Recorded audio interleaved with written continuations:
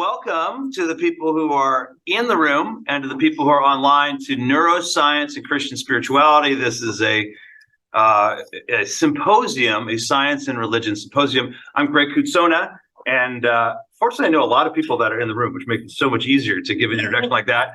And we want this to be a hybrid experience ultimately, and an interactive experience. So to both be what we're doing here at Chico State Campus and online as well. Let me just mention that this is recorded today, so just so you are aware of that, full disclosure, because there are people who want to watch it later, including my students who get extra credit if they watch this from my science, technology, and religion class here at Chico State. So before I go much further, this is a co-sponsored event. It's really exciting, actually, which we'll be talking about as we go on. But there's three different sponsors, as you can see. There's Cal State University Chico, where we are. There's Bidwell Presbyterian Church, which is represented well. I can see the Bidwell Press peeps out there, as the rappers would say. Just trying to be hip for the younger set, right? And then there's also, all three of these organizations are interacting on this. So before I go further, I want to introduce my department chair, Daniel Weidlinger, who is going to say a few words. Hi, everybody. I wanted to thank you all for coming. So I am the chair of the Department of Comparative Religion and Humanities, and we're one of the co-sponsors of this event. And I wanted to welcome you all here to our beautiful campus on this beautiful day. And just say that we're very excited that there's so much interest in this topic, because as a professor who runs a religion program, we know that religion is an extremely important feature of life all around the world today, and science is as well. And there's nothing more important than understanding how religion and science can go together. And this can really help to solve a lot of our modern issues. And of course, if you read the newspapers every day, there's some sort of article about these things, people debating it, discussing it, not understanding it. And it's really wonderful to see so many of you here. And by the way, we do have a program here at the university, a comparative religion major. And if anybody's interested in doing it, in fact, we've got an online program that is geared towards people who already have some university under their belt. It's called the Degree Completion Program. So if anybody's interested in it, there is some literature on the table there about how to do it and get your degree, bachelor's degree in comparative religion. And I want to thank Gregory Kutsona for setting this up. He's a very well-respected scholar in the field of science and religion, especially perceptions of science and religion amongst youth today in America. And he's written a number of books about that, some of which are available here. So I want to thank you for organizing this. And I want to thank Dr. Leonard Matheson for coming from Washington University in St. Louis, an expert on how the brain operates and how it can connect to spirituality. So I'm really excited to hear what you both have. Now I'll give the floor back to Dr. Kutsona. Thank you, Daniel. Yes, it's good to hear you. Yeah, I mean, I'll just say Daniel did an amazing presentation at an event we did like this, another science and religion event on Buddhism and science. So he's an East Asian religion scholar. And the book that I wrote, Science and Religions in America, actually utilized his insights and interview him to give some help on that chapter. So let me just say that. We've got a lot happening today, and we really want to make sure, Len and I do, that this isn't just too much talking, but a lot of ours on our side, but really engages you as well. So let me get right to the topic for today. Of course, again, it's neuroscience and Christian spirituality. We're calling it, this is Len's great phrase, a neurobiblical approach to love. So how do you put, especially the New Testament, the Christian part of the Bible, as most of us know it, and neuroscience together? That's what we're looking at. What are the correlations between those? And again, it is September 16th, 2023. An earlier slide had it as already a day ahead. So I don't know what neuroscientifically was going on in my brain there, but there you go. So I want to unfold a little bit of Jesus's teachings on love. So when I say Christian spirituality, I'm really talking, just to make it easy, in a sense, about Jesus's teaching. So the origin of the Christian tradition. I'm not going to talk about where that's gone, but try to focus on his teachings, just really for the sake. Well, first of all, Jesus is more interesting often than the contemporary church. So let's just say that right there. And I'm part of the contemporary church, so I'm making a joke about my own, people. But also, what can we learn when we connect that with neuroscience? So that's what Len will be bringing, and it's just amazing material he has. So one of the things I want to begin to frame this with is that spirituality in Jesus's understanding is a lot about love. In fact, you could summarize that spirituality is focused in love. So that, there's lots of kinds of spirituality we can talk about throughout different religious traditions or non-religious traditions. But the reason that we're going to focus on love is that that's the center of Jesus's work and life. And here's one of the core texts for that. It comes from the books in the New Testament that record Jesus's life. There are these biblical and extra biblical books about Jesus. This is one of them, probably finally written in the 70s of the Common Era, or AD, if you know that terminology. So passed down orally for a bit. And here's what it records about where Jesus focuses his attention. When the Pharisees, who were teachers of the law in the first century, heard that he had silenced the Sadducees, another group primarily of priests in the first century, they gathered together. So this is the leaders of the religious tradition out of which Jesus is nurtured, right?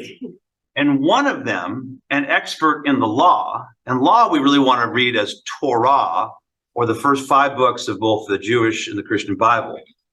An expert in the Torah, so this is the scripture, right? The religious text, asked Jesus a question to test him. Now, just so you understand, this is common practice in Judaism.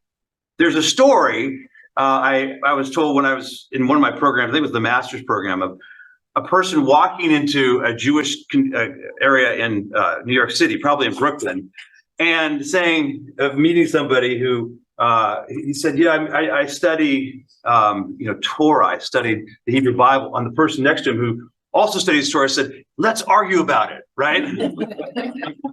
It's very much a part of what the Jewish tradition is. So Jesus and his interlocutors are doing what people do. And by the way, just as a footnote, because it's related to our topic for today, many people have seen this is why Jewish scientists have been so prominent. Like 25% of the Nobel Prizes in science have been won by people of Jewish descent, which is enormously bigger than the percentage of Jews in the world. But it's because of this ongoing interrogation of the text. And that is what science is about, ongoing interrogation of truth, right? So they're asking this question. They have numbered 613 commandments. 613 things that the one God, Yahweh, in the Jewish tradition wants people to do. 613. Try having 613 priorities in the morning, right? Teacher, rabbi, which commandment in the law is the greatest out of those? Jesus said to them, you shall love the Lord your God with all your heart, with all your soul, with all your mind. And then he says this is the greatest and the first commandment.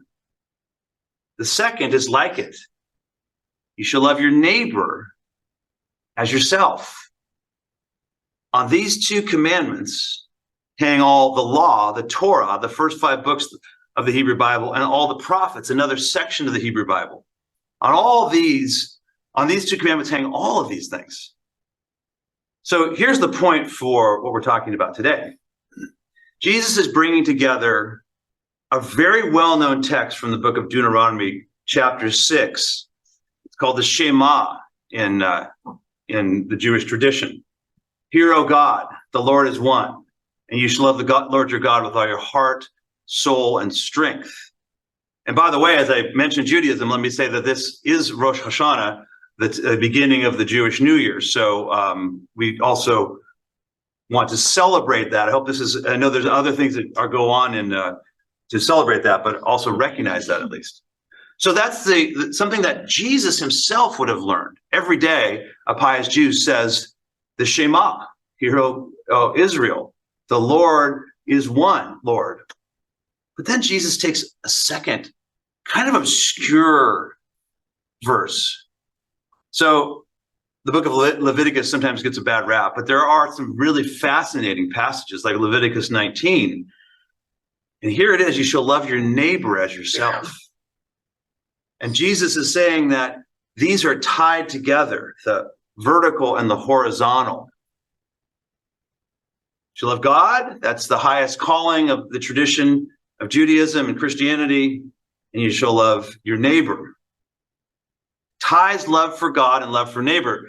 There was quite a bit of discussion in the first century of the Common Era about this Leviticus 19 verse and how far neighbor extended. And by the way, we're going to hear a little bit more about how you can extend neighbor with neuroscience, which is really fascinating.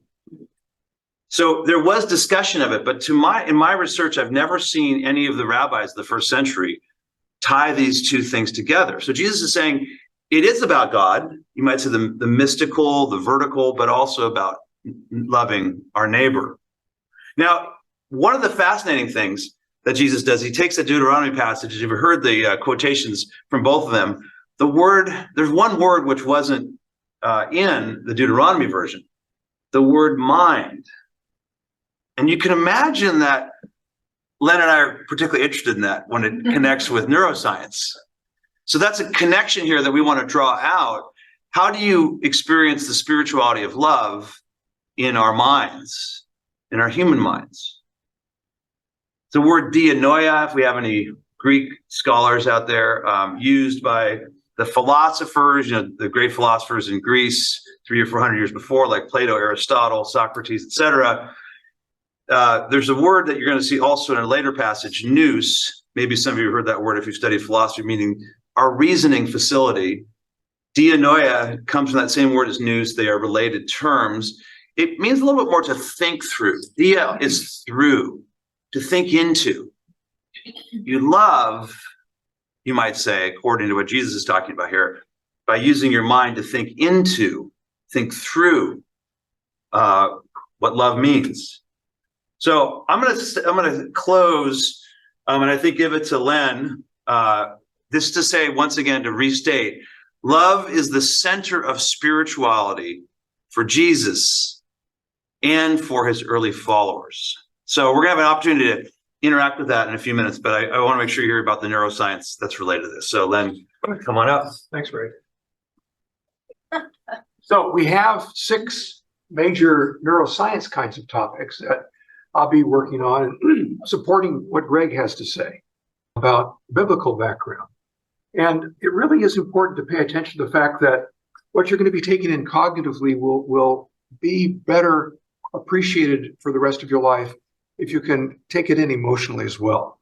So I'm going to be presenting some stuff to start with about what's love got to do with it. I want to have you challenge us. I'm going to take your position out in the audience and suggest that you ought to be asking us, what's the big deal? What's love got to do with it? So we'll go here. The neurobiblical approach and love. There are 2 people that we're going to start with who have taught us a lot, and I'm going to give you a QR code in a little bit before you leave so that you can go on to a Google Drive folder and find some of the reprints of the experts in this field that I pay attention to. One of those is C.S. Carter, C.S. Carter. C.S. Lewis is Greg's mentor. C.S. Carter, Sue is what we call her, has really focused on oxytocin. And her compatriot here, Stephen Porges, has focused on the vagal nervous system. He's actually developed a new theory about the vagal nervous system, done some great research. They've got a deep and broad background that we all should begin to pay attention to. If you have a high school science nerd in your family, or if you are one, and somebody who's in the first year or 2 of college, I would really encourage you to start paying attention to neuroscience and how it can be engaged with so many aspects of modern life, because it's exploding right now and it's going to continue to explode. And these are 2 of the generators, the major generators of information. And I've given you 2 of their papers, 2 of their most recent scientific papers to read. I'll give them to you later. So Sue asks the question in this paper and says, oxytocin is the molecule that allows us to be human. The molecule that allows us to be human. What a statement. I mean, pay attention to that. And then Stephen comes along and says that the polyvagal theory helps us understand how evolution repurposed the mammalian autonomic nervous system to contain defensive reactions and enable sociality to thrive. The two of them together have taken a look back into evolutionary history, into early mammalian and pre-mammalian history, about 600 million years ago. Sue's taken us back and taken a look at the oxytocin molecule and another molecule we'll talk about in a moment called the vasopressin molecule. And the vasopressin molecule arrived on the planet about 600 million years ago. About 500 million years ago, oxytocin came along. So Sue and Stephen are married. Their pillow talk is very interesting. And one of the things that's important to pay attention to is that this predates human history by millennia. And one of the questions I'd like you to start struggling with is that love is really undersold in our modern life. When Jesus said what he said about love, really important to pay attention to. It's what he's basically telling the people. You've got to love God, love your neighbor and yourself. But predating that, our whole society, our whole ability to be a species is dependent on this balanced neurobiology of love that we'll be talking about today. So we were designed to love and be loved. In fact, we were to love and to be loved, to love and to be beloved is our primal imperative. That's the argument I'd like to give you. To love and to be beloved is our primal imperative. We cannot make it as a species unless we embrace this. And as we take a look today and in the next, for the rest of my life, at healing the differences that have come about, not just here in this country, but throughout the world, we need to pay attention to this. It's actually a primal imperative and feel emboldened to go in and say to our neighbor that we don't agree with, hey, we've got more in common than we've got that separates us.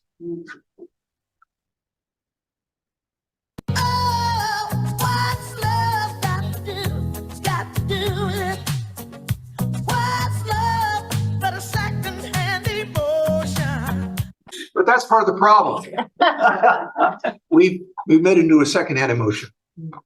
When you talk to my colleagues as psychologists who focus on cognitive psychology and start to get into emotionality, that's that has been, it's no longer the case. But when I was coming up in the late 20th century, that has not been a highly respected aspect of psychological study. It's changed. We've made some important changes, but love is superordinate, not a primary emotion. It's a superordinate emotion. I'm coming to this based upon what I've learned in clinical neuropsychology. I've been doing this since February 3rd, 1970, working with people with brain injuries who've really taught me a lot about what we need to have a fully human experience when part of our brain is missing. And I've been mentored by some wonderful people. I've had some wonderful opportunities to do research. And what you're looking at the screen right now is the heart and the brain integrated with the vagal nervous system. And the vagal nervous system links both of those intimately. It begins in the base of the brain and not just stays in the brain stem, which we'll be taking a look at in a little bit. It goes up into the brain and affects a lot of different aspects of, for instance, our faces, our ears. So our vagal nervous system is working right now when you're looking at my face and responding to my face, doing different kinds of things. I've got many different faces I can give you, and to the degree that you see me believing in something I really want you to believe in, there's something in your core that says, I'm being a genuine person. He's maybe telling maybe not my truth, but he's telling he really believes in what he's saying. Now, I don't want you to believe in everything I have to say, because you're you and I'm me. But the point I'd like to make with regard to the vagal nervous system is that it's a system that helps us co-regulate each other. and that co-regulation is how we get through life. And so co-regulation is a synonym for love. This is an important part of the talk that we had not anticipated. The artist that put our poster together came up with a right brain that's right, that's red, and a left brain that's blue. We had no idea why he did that, and he doesn't know why he did it either. He says, "I'm an artist. Those colors really are great." I said, "Wait a minute. What's in the middle there?" That's the corpus callosum, which we're going to be exploring in just a few minutes. And in many ways, we are in the middle. If you're here and you're interested in science and spirituality, faith, religion, that's a combination that puts us in the middle and allows us to be bridge builders. And I hope that you can leave here today and be a better bridge builder. I'm experiencing myself as desiring to be a bridge builder. And this is part of my mission in life, to help us have more bridge builders. Question is, why do we want to do this? This is based on my experience clinically. I started my career with badly injured and ill teenagers, 13 to 17 years of age. Spent 3 years working exclusively with them and found out about how love affects people who are very severely challenged, the children themselves and their families. And I came into that work down at Rancho Los Amigos Hospital in Downey, working with families. About 25% of the kids came in having been injured by their parents intentionally. About 25% of the kids came in unintentionally injured by their parents. And the other 50% were accidents of different sorts. One of the things that I saw, and by the way, we didn't give up on any of those families. If there was something that had been done intentionally, the law took care of that, and then we picked up the pieces after that. But one of the things that I learned from my patients and their families and from the wonderful people who mentored me, I was an anti-theist at that point. I came into my practice in 1970 meeting people, a 14-year-old boy named Danny, who had a very severe neuromuscular disease, and I was angry at God because of the disease that he gave Danny. Sometimes I relapse into feeling justified about that. The bigger picture, and how I've developed in my faith journey, is to take a look at how his mother and the nurses and the physicians loved him. And that love itself was salutary and allowed him to have a much better life, a longer life. And he learned about his diagnosis before as he started to toddle, about 4 years of age. And I met him when he was 14. He died about 9 or 10 months later after I met him. But over the course of his life until he died in December 26, 1970, he had a wonderful life. And he taught me some really good things. And so faith is really important. I've taken a lot of what I've learned and worked with combat veterans. And there's a group that you need to know about called Reboot. It started out at Fort Campbell, Kentucky. These folks go out, fight, come back injured. They go to a hospital there on the grounds, and I've been able to go and teach at that hospital. And one of the things that happened out of that hospital, an occupational therapist, Jenny Owens, came along and said, there's something more that we can do that the docs and therapists can't do. We need to pull the families back together. And so got permission from the commander of the base to have every Monday night a dinner, a potluck dinner, where combat veterans would come in with their spouses and their children. There'd be babysitting. They would have a meal together, and then we would do some counseling and teaching to learn about PTSD, which is a really big deal for these folks. It's turned into a faith-based, peer-led course. You can read the rest of it there. It's available now all around the country. And they've turned it into something that involves not just combat veterans, but first responders, because there's a lot of trauma among our first responders as well. And here's a paper there that we published in Military Psychology a couple of years ago that took a look at the efficacy of what we were doing. And it turns out that we have efficacy. It's a program that really does help people. The focus that we've made is on suicidality. We think that it's really making a big difference in terms of helping people dodge that bullet, literally. And here's Jenny and Evan. And by the way, if any of you are involved locally with the hospital, with a veterans group, contact those folks. I'll put you in touch with them if you want. You can have your own Reboot program here.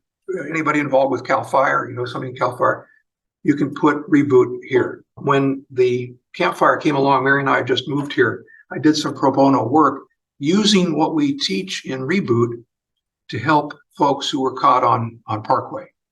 And it really works. It's not magic, Bill. It's actual good science, but it works. And it's not rocket science either. It's something that peers can work with. Recently, over the last 5 years, I've been involved with the Uniformed Services University for Health Sciences. USU is the Department of Defense Medical School. Been around for about 35, 40 years now. I invented something that goes on a handheld device where we use human avatars as coaches. And there's a self-guided triage of suicidality intervention built into it. It's in FDA trials right now. The idea is that for service members and veterans, if it passes FDA clinical trial, it's going to be a prescribed tool provided free to all those folks and maybe made available to the public, but provided free, prescribed by the VA and other veteran and active duty service providers. And it's on the handheld. The person goes through using basic cognitive behavioral therapy with human coaches, people that actually came out of the early morning soap operas. I actually had a soap opera star, and a soap opera director put this together. And so you have 4 coaches that are soap opera-ish, active duty, injured veterans, focused on folks with brain injuries, with concussions, because it's the hallmark of our current war, but really working on using love as a piece of it. We can't do a spiritual thing to focus on. Well, we stuck it in as best we could because we knew that it had important efficacy. And then this is another piece that drives my interest in this whole topic. Harold Koenig is at Duke University. He's published a series of books on religion, spirituality, and health. And one of his that's my favorite, it's 1,600 pages. I didn't bring it today because it's too heavy, but 2,800 studies. Of the 2,800 studies, about 85% of them point to efficacy for health, mental health, physical health of a loving God, a nurturing deity, or safe spirituality. And then there's another group that I wanted to pay attention to wrap this section up. Mental Health America every year comes up with a report card. You can download it from their website. It takes a look at mental health across each of the 50 states and the District of Columbia. And California, by the way, ranks 20th for 2023. We're not the best, we're not the worst. But it takes a look at important topics. These are some of the key findings. The ones that I want to focus on for today have to do with suicide. 4.8%, about 12 million US adults in 2023 reported serious thoughts of suicide. 11% of the adults who identify with 2 or more races, which includes my grandkids, by the way, report serious thoughts of suicide. Not that those 2 people have reported them, but people in their classification. And more Californians are in at least 2 ethnic groups. 988 is a suicide and crisis lifeline. You ought to put it into every one of your cell phones because somebody's going to need it at some point. If not you, somebody you love. It's a 988. If it's a veteran, they punch an extra 1 and they get a veteran. So Mental Health America has this program called #Before Stage 4. Before Stage 4 means, like with cancer, we wait and we do our best to handle things at stage 4. Let's do something with mental health before stage 4. And one of the things that happened recently that I had a chance to ask a question during, the Council on Foreign Relations on April 17th of this year invited Dr. Koenig to come and be a presenter. And I had a chance to ask him a couple of questions. This is his response to my second question. Yes, thank you very much, Schroeder. I did have a second question. Dr. Koenig, religions seem to have different takes on a personal relationship between the believer and God. I practice psychotherapy from an interpersonal neurobiological perspective, and find that patients having a personal relationship with God seems to be efficacious. Would your current research support such a finding? Well, you know, there is some research on this, and there are some studies, for example, that show that prayer, if it's done without this personal connection with God, without a healthy attachment to God, does not produce the benefits in terms of mental health that it does in individuals who actually have a firm and stable attachment to God, which is, we're talking about a personal connection with God. So now that's within Christian traditions, the research within Christian traditions.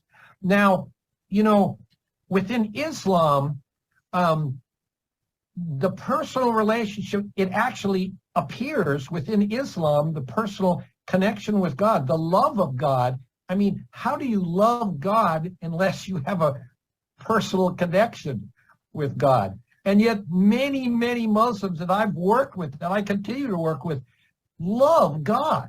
They have a personal, although it isn't made as much of a deal as it is within Christianity. In Christianity, you know, we say, you know, that's the most important, is to have this personal connection with God. But in other faith traditions, I see it there too. And I'm amazed by that. It's really encouraging to me to see this personal connection with God in other faith traditions. God loves everybody. Isn't that neat? Everybody. All different faith traditions. But he is reaching out to those faith traditions in ways that they can receive that love based on their culture, based on their history, et cetera, et cetera. And so that is exciting to me to see. That's, you know, that God loves everyone, and God can reach everyone, and God wants to reach everyone. But it all depends on faith in God. That's why nothing is more important.